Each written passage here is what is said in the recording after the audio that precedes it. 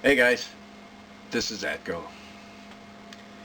I'm an 8-track kind of guy, and I like 8-tracks because it's analog music, a softer sound than most digital does, and of course it's also music that I remember and that those tapes when I was growing up. I like them and I collect them all. Yeah, I bought some tapes not too many weeks ago, and generally what I try to do on any tape that's 40 years old, I mean, it's either not working or it's not going to last very long. It's getting ready to break again. And what I generally do, first thing I do with my tapes, I fix them. I put in a new pressure pad and a new splice in there, and generally you're in good shape. Sometimes I think, well, it won't take long. If it works at all, I might play it and fix it later. Well, that's what I did. I started playing some of mine, the new ones I had that looked in pretty good shape, and was working on something else in my shop. All of a sudden, I started hearing this sounds really bad. I went in there, and sure enough, mine had broken and went into the machine and started pulling all the tapes in. This is the tape I was using. It's my Elton John Tumbleweed connection. And then all of a sudden the tape broke and started getting pulled into the player. And this was the results. Now look at that. That's a lot of tape. And even that being bad, if the tape itself is not broken too bad, more than one spot, or what I call this, it starts getting like a accordion type look in there, that sure is not going to sound good. I mean, that's the worst situation, and I had probably the worst situation here. So what I'm going to do with this thing, I'm going to try to fix this sucker. I'm going to have to try to get those that tape straight. Use a iron on that, and then actually see if we can find everything in there. This thing got so bad into the player. I mean, it was the worst situation I've ever had. It got so caught up in some of the mechanics inside. I thought, well, worst case is I take it apart. Well, it was more than just taking off the covers. I mean, it went inside to the motor. I ended up having to take the motor out of the manual, the module of the player. I mean, what a mess. And when I did, I had to dig out some of the tape. So I probably lost maybe 2 or 3 feet of the tape to get that thing out of there.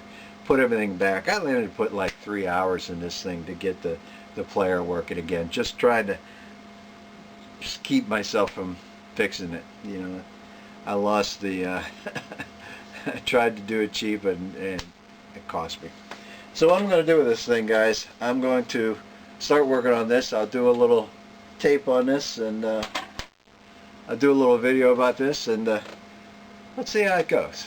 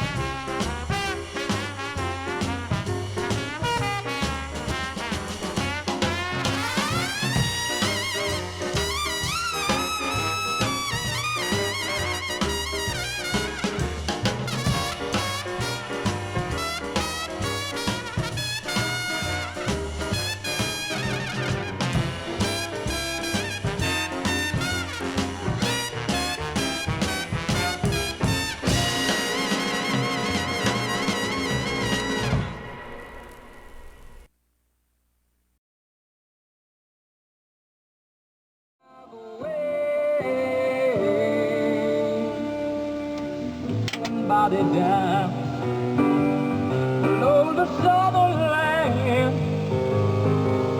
It wouldn't do to bury him where in a Yankee stand. Have your eyes really seen the mission if we're gonna stay alive? Come on, little girl.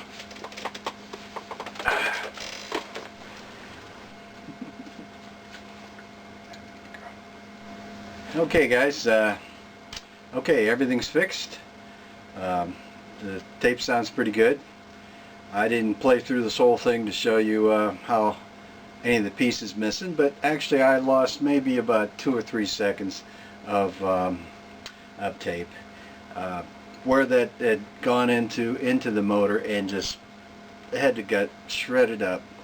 That had to go. So, but actually, you know, hopefully it wasn't one of your favorite songs, and I only lost a few seconds, and it kept me from losing the whole tape. Okay, now I do this for a hobby, and I like the history of the 8-tracks. But if I had to do this for every tape, I wouldn't do it either. I'd throw them in the trash. The problem is with these things is those two main problems. It's the splicers dry out and fall off, and that's where the tape puts the edges together, and the pressure tape. And the way to fix things, to fix this doesn't happen in the future, assume the fact that when you've got an 8-track tape, it was never fixed, and it's just the way it was when it came out of the manufacturer, which would have been 30-40 years ago. So most of them will not be working now, or if not, it will break very shortly. To get rid, to not have to worry about this in the future, here's my tips.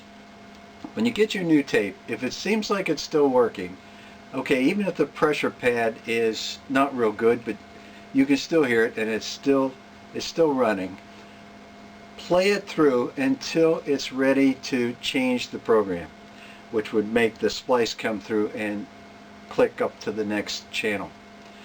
Watch for that to come, and once it comes, pop out the 8-track. You're either going to find that the splice just broke, or if it didn't, at least you know where you're at the end of your tape. That's the easiest thing you can do at that point. You pop up the 8-track, put a new splice on it, put in a new pressure pad, and 5-10 minutes you're done, and that tape is like almost brand new. Now the other thing can happen is that if the pressure pad is completely out and you can't even turn it, then go ahead and pop open the tape and put a pressure pad in it, and then let it start running again until you get to where the splice is. Once you get to the end of the splice, then open it again and fix the splice. If you can get to those two times, these things are 15 minutes or less to repair one, and from that point on, it's going to run for years and years. So anyways, I just thought you what I went through, and I've got that fixed, and now I've probably got quite a few that I've gotten lately, and I'm not going to go through this again. So I will just come down. Usually I hold these tapes around for 5 to 10 at one time, and then I'll just go down and spend a couple hours and fix all of them. So that's it, guys. This is Atco and Little Girl signing off.